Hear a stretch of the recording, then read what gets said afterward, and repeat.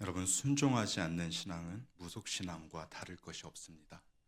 무속신앙은 자신이 뜻하는 바나 원하는 바를 위해 초자연적 존재라는 개념을 자신의 해석을 투영한 그 개념 안에 자신의 해석을 투영한 그 과정의 결과물이라고 볼 수 있습니다. 그래서 다양한 신령들이 존재한다는 개념 아래 이 신령들이 사람들의 복과 재난을 주관한다고 생각하고 또 굿이나 쥗을 의식을 하기도 하며 재앙을 막고 복을 비는 역할로 무당이 활동하기도 합니다. 때로는 부적이나 굿으로 현세의 문제를 해결하는데 중점을 두는 것으로 우리는 이 무속신앙을 이해할 수 있죠. 같은 의미로서 기독교 신앙을 가졌음에도 하나님의 말씀에 순종하지 않으면 하나님은 하나의 초월적 존재로 대치되고 무속신앙과 같은 나의 원하는 바, 뜻하는 바를 그대로 투영시키는 모양으로 변질됩니다. 기독교에서 말하는 순종은 하나님이 천지를 창조하시고 인간과 맺은 언약, 그 특별 섭리 속에서 이해할 수 있습니다. 선악을 알게 하는 나무의 열매를 먹게 되면 사망이라는 형벌을 주겠다 하셨는데 인간의 불순종으로 하나님과의 관계가 단절되는 사망을 맞이한 것이죠. 그러니까 삶의 순종이 없다면 현재를 우리는 무속신앙으로 사는 것과 다를 게 없습니다. 순종이 있어도 이 순종이라는 그늘 아래 어쩌면 무속신앙으로 살고 있는지도 모르는 일이죠. 많은 목사님들이 무속신앙인처럼 살아선 안 된다고 설교하십니다. 그래서 그 말씀을 이해하기를 어떤 실체를 알 수 없는 초월적 존재나 대상에 대한 맹목적인 믿음으로 살지 말라라는 뜻으로 받아들입니다. 하지만 우리가 무속신앙인과 같이 살지 않기 위한 중요한 태도는 바로 순종함이라는 것을 꼭 기억하시길 바랍니다. 선악과의 존재 여부, 그 의미보다 그에 대한 하나님의 사랑의 명령, 권면을 우리는 바라볼 수 있어야 하는 것이죠. 그 안에 하나님께서 순종과 불순종이라는 선택 하나에 영생과 영벌을 두신 것입니다.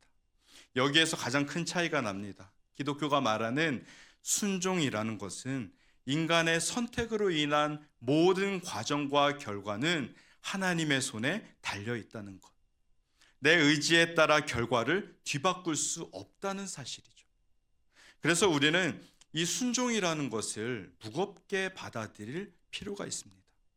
해도 되고 안 해도 크게 별일 없는 것으로 인식하고 있는 것을 바로 잡아야 하는 것이죠. 반대로 무속신앙은 순종의 문제가 아닙니다.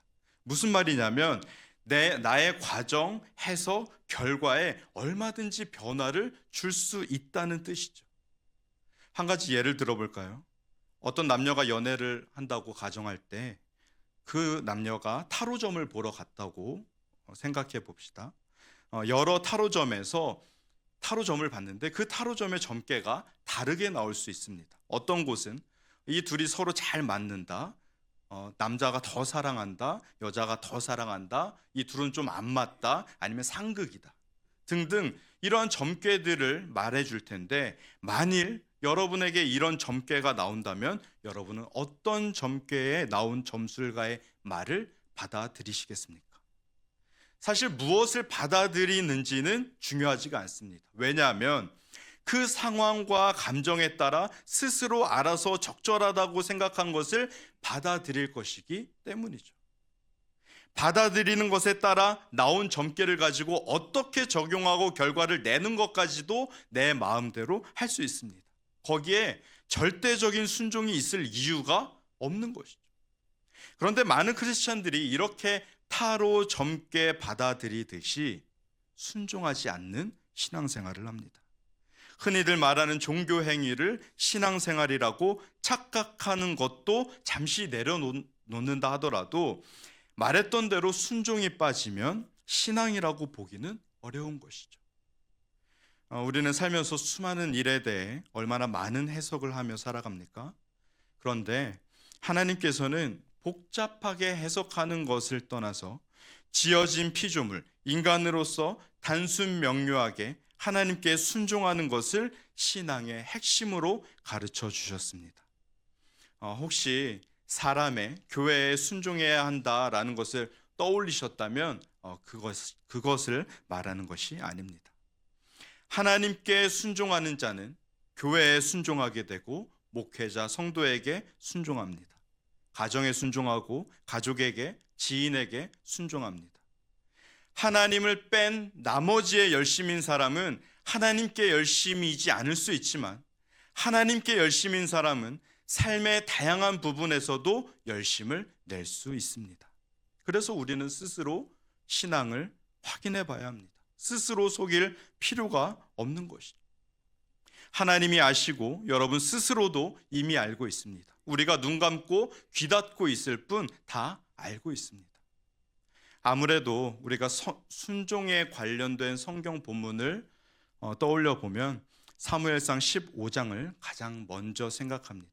이 본문에서는 사울이 아말렉 사람을 진멸하고 전리품을 챙겨온 후에 사무엘이 그 행위에 대해 지적했을 때의 장면을 순종과 연관시켜서 말씀합니다. 그런데 이 장면을 조금 더 세밀하게 살펴보면 사울의 행동과 말에서 무속신앙의 모양이 그대로 드러나는 것을 볼 수 있습니다. 이 사울의 변명에는 몇 가지 특징이 등장하는데, 하나는 하나님 대신 신적 존재, 초월적 존재로 여기는 것과 또 자신의 의도, 자신의 해석, 그리고 행동으로의 적용, 이 네 가지의 특징이 보입니다.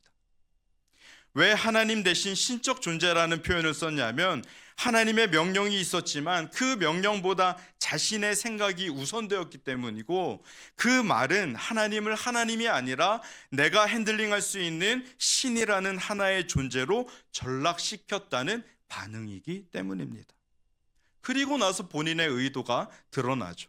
그 의도대로 가지고 온 전리품에 대한 해석이 가미됩니다. 사무엘상 15장 15절을 보니까 이렇게 말씀합니다.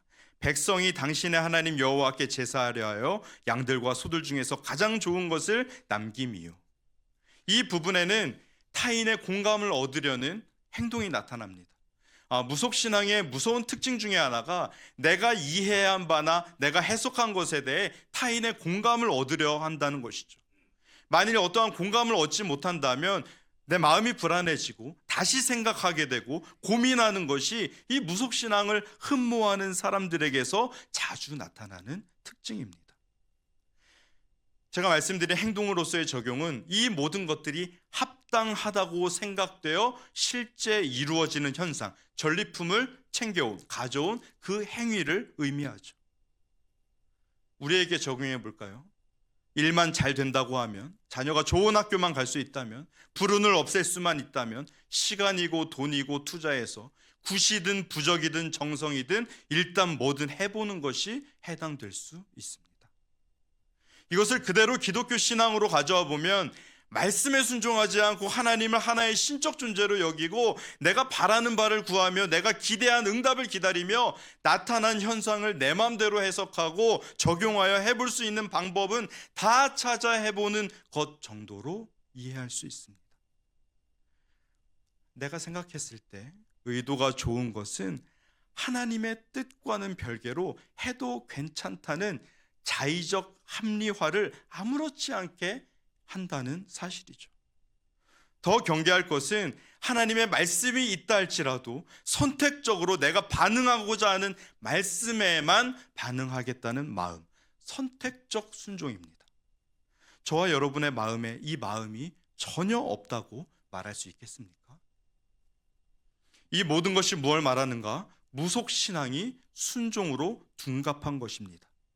따져보면 다 무속신앙인데 이것도 다 순종입니다 라고 말하는 것이죠.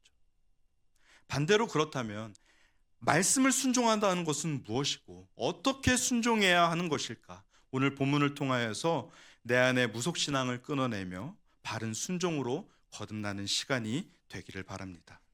첫 번째로 말씀 순종은 명령에 복종하는 것이 아닙니다. 그러면 무엇이냐? 하나님을 사랑함으로 나와지는 당연한 반응입니다.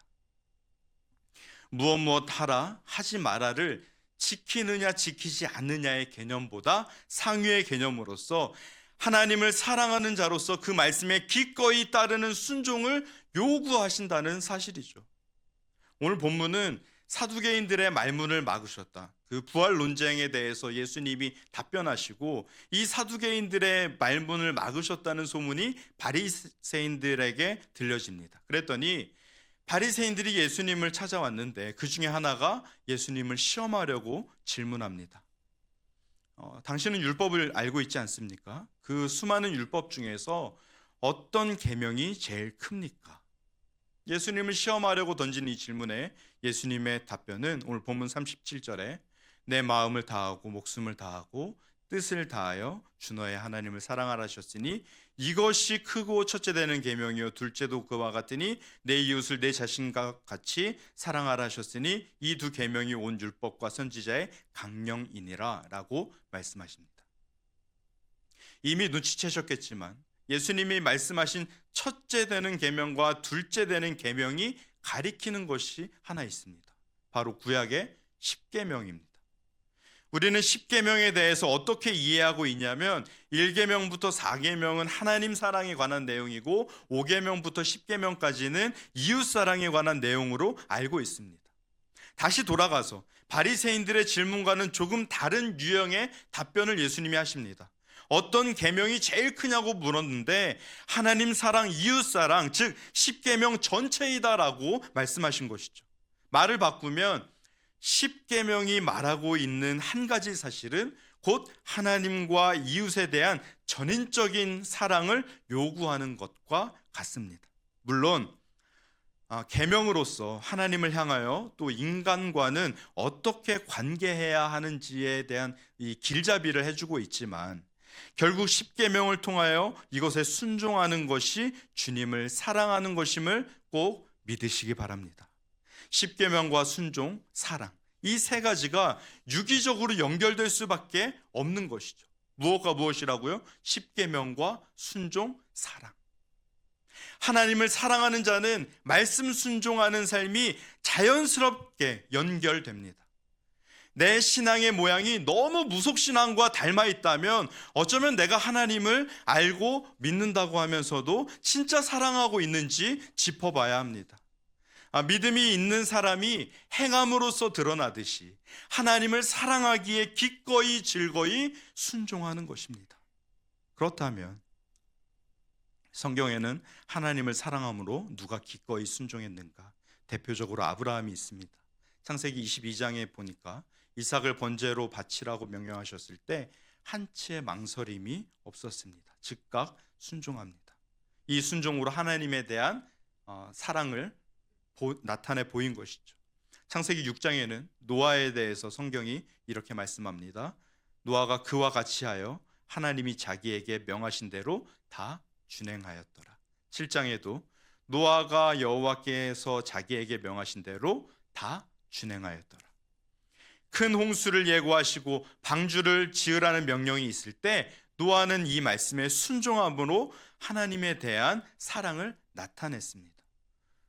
더욱이 예수님께서는 말씀에 순종하심으로 하나님 아버지의 뜻을 따르셨고 우리에 대한 사랑을 보여주셨습니다. 마태복음 26장에 보니까 이렇게 말씀합니다. 겟세마네에 이르러 기도하실 때 아버지의 뜻대로 하옵소서라고 기도할 뿐만이 아니라 예수님께서 십자가에 못 박히심으로 우리에게 그 사랑을 나타내 보여주셨죠.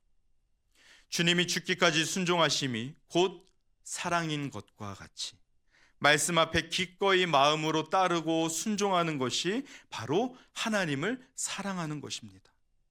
구약의 계명은 십계명은 성경 66권을 통하여 우리가 잘 받아들일 수 있도록 준비되어 있습니다. 마음으로 기꺼이 따르는 순종의 삶이 되시기를 바랍니다.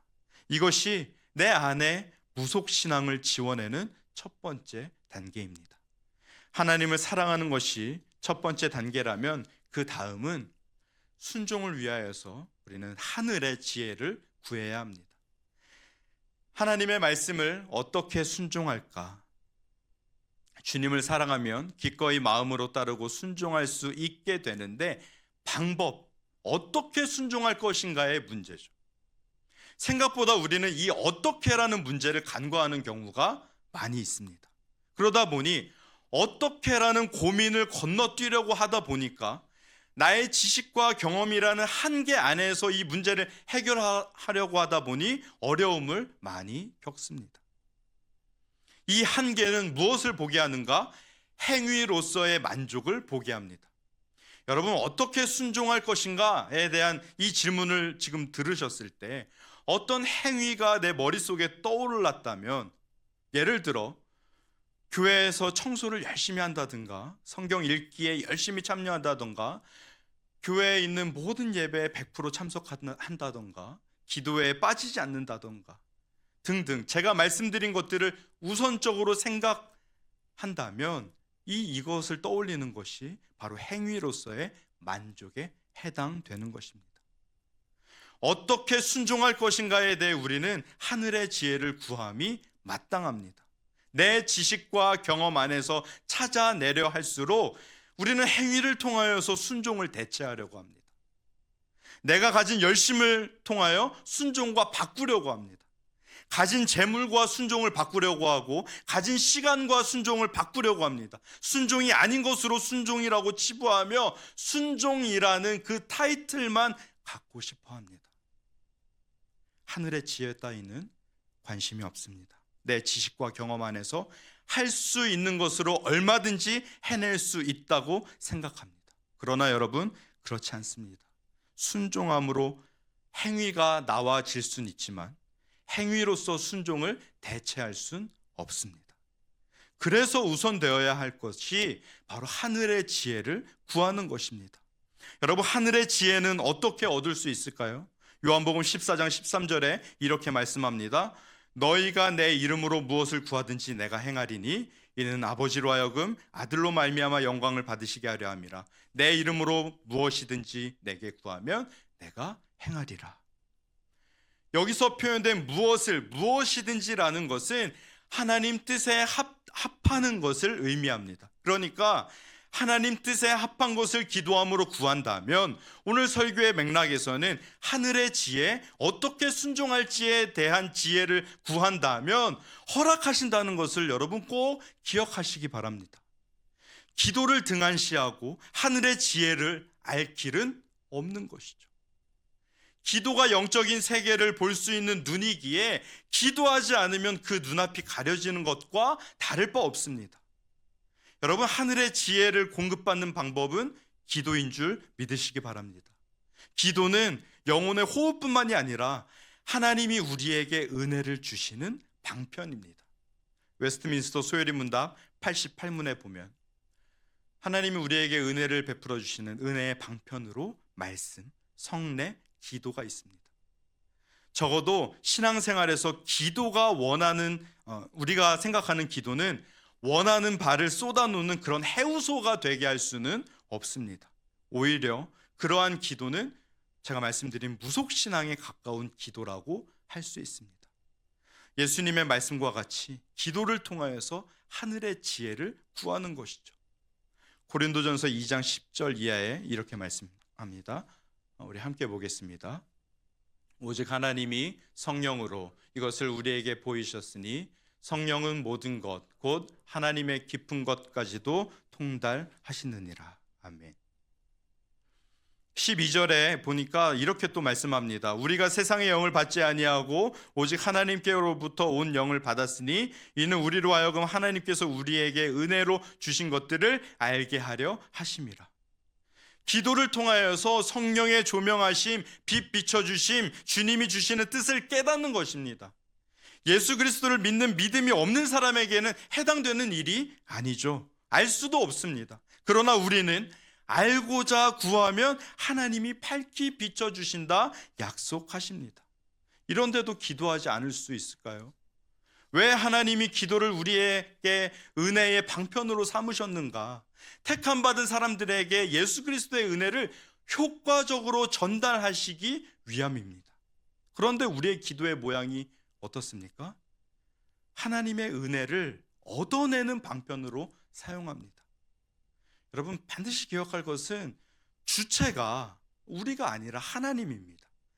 하나님께서 은혜를 내려주시는, 끼쳐주시는 방편이라는 것을 우리는 꼭 기억할 필요가 있습니다. 때문에 기도의 끈을 놓을 수가 없는 것이죠. 하나님이 은혜를 끼쳐주시는 방편이기 때문입니다. 우리가 그 길을 닫아버린다면 하나님께 받은 은혜를 깨달아 아는 것이 100에서 50, 30, 10으로 줄어드는 것과 같기 때문에 기도를 놓을 수도 포기할 수도 없는 것입니다. 여러분, 우리가 매일을 살아가면서 어떻게 순종할 것인가에 대한 답을 하나님께로부터 공급받기 위해 부단히 힘써야 합니다. 기도해야 한다는 소리입니다. 살면서 찰나의 순간이 얼마나 많이 있습니까? 다양한 순간에 선택을 해야 하는 경우가 얼마나 많은가요? 우리가 운전할 때처럼 위험한 그런 순간 말고 얼마나 많은 선택을 해야 합니까? 그런데 여러분, 그 선택은 여러분이 알아서 하시고 나중에 해석하십니까? 선택은 내가 먼저 해보고 나중에 뒤돌아보니 이렇게 되었구나, 하나님이 이렇게 하셨구나. 여러분, 이렇게 선택하십니까? 아니면 선택의 순간에 하나님께 기도하고 선택하십니까? 별게 아니라서 먼저 내가 알아서 합니다. 여러분, 사울의 마음이 딱 이 마음이었습니다. 저는 좋은 마음으로 한 것입니다. 좋은 마음으로. 제 생각에는 이렇게 하는 게 딱 좋은 것이기에 일단 행동했습니다. 그래서 사무엘이 지적해도 사울은 굉장히 당당할 수가 있었죠. 야고보서 1장 5절, 너희 중에 누구든지 지혜가 부족하거든 모든 사람에게 후히 주시고 꾸짖지 아니하시는 하나님께 구하라, 그리하면 주시리라. 이 구절에서 말씀하는 지혜가 바로 하늘의 지혜를 의미합니다. 야고보서 3장 17절 이하에서 말하는 대로 모든 선한 결과를 가져오는 의의 열매를 맺게 하는 지혜입니다. 이 지혜가 주어지면 그걸 가지고 내 마음대로 쓰는 것이 아니라 어떻게 하나님 앞에 순종할 수 있는지, 어떻게 순종할지 알게 되는 지혜이기 때문에 이것을 더 잘 순종하는 데 사용하면 되는 것이죠. 17절이 말씀하는 결과를 기대할 수 있습니다. 이 지혜를 깨닫고 어떻게 순종할지도 알게 되면 우리는 그 다음 이어지는 행위, 이 행위는 자연스럽게 수반되는 것입니다. 하늘의 지혜를 깨닫고 나니 이렇게 행동하면 되겠구나 라는 것을 깨닫게 되면서 전도도 하게 되고 봉사도 하게 되고 선교도 하고 섬김도 하고, 섬기는 교회의 성도들을 위해서 어떤 행동을 하기도 하고, 가족을 위해서, 가정을 위해서, 내가 생활하는 모든 곳에서 내가 만나는 모든 이에게 다른 누군가를 위해서 선한 열매, 의의 열매를 나타내질 수밖에 없는 것이죠. 그러니 현상에 집중해서 무슨 행위를 해야 되는가에 이것을 생각할 것이 아니라 내가 어떻게 순종할 것인가, 그리고 기도를 통하여 하늘의 지혜를 얻는 것에 관심이 있어야 합니다. 우리의 눈이 행위에 시선이 자로잡히면 그 행위를 하지 않는 것이 마치 잘못인 것처럼 느껴져서 율법 준수에 열심이던 바리새인들과 같이 그 속에 갇혀버리게 됩니다. 내 안의 무속신앙을 끊어내기 위해서는 특히 더 기도에 힘써야 합니다. 성경에서 말하는 기도는 우리가 바라는 것의 응답이 아니라 우리에게 바라시는 하나님의 뜻이 무엇인지를 우리가 알게 되는 것인데, 이 관계를 오해함으로 삶의 어려움만 해결하는 마치 문제 해결사처럼 사용하게 되면 하나님은 어느새 내가 잘 이용하는 잡신으로 전락해버리게 됩니다. 하나님의 존재가 그렇게 된다는 것이 아니라 내가 하나님을 우상처럼 전락시켜버린다는 뜻입니다. 여러분, 언제 우리 안에 있는 무속신앙 이 모양을 끊어내시겠습니까? 바라기는 오늘 이 순간부터 끊어내시기를 바랍니다. 나중에 해도 될 문제라고 제쳐놓을 수 없습니다. 껍데기 신앙으로 살 수 없습니다. 괜찮다고 스스로 속이던 거 이제 그만해야 합니다. 말씀을 맺습니다. 여러분, 하나님을 사랑하는데 더욱 힘쓰시길 바랍니다. 그게 자연스럽게 되지 않는다면 하나님과 나의 관계를 묵상하시고 그분이 나를 위해서 어떤 은혜를 베풀어 주셨는가 곱씹어 보시고 주님 앞에서 나는 어떤 존재인가를 묵상하시면 됩니다. 그렇게 하나님을 전심으로 사랑하게 되면 말씀 앞에 순종은 자연스럽게 이어질 것입니다. 그로 인해 내 안에 무속신앙의 모습들은 끊어져 버릴 것입니다. 하나님은 언제나 우리를 향하여 나는 너를 사랑한다 말씀하시면서 너도 나를 사랑하여 우리 같이 사랑하자고 지금도 저와 여러분에게 말씀하십니다. 여러분 또한 어떻게 순종하시겠습니까? 그 또한 주님께로부터 하늘의 지혜로 순종해야 합니다. 우리의 행위가 순종을 대신할 수 없습니다. 모든 의의 열매를 맺는 행위는 순종함으로 우리의 삶에 나타나는 결과일 뿐입니다. 그러나 나의 지식과 경험으로는 하나님이 원하시는 순종을 이뤄낼 수 없습니다.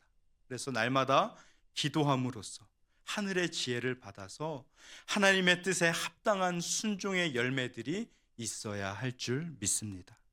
알고 있었고 우리가 스스로 불편함을 느끼긴 했지만 끊어내지 못했던 내 안의 무속신앙을 끊어내고 하나님을 전심으로 사랑하며 하늘의 지혜로 온전한 순종을 이뤄내는 우리 모두가 되시기를 간절히 소망합니다. 아멘. 기도하십니다.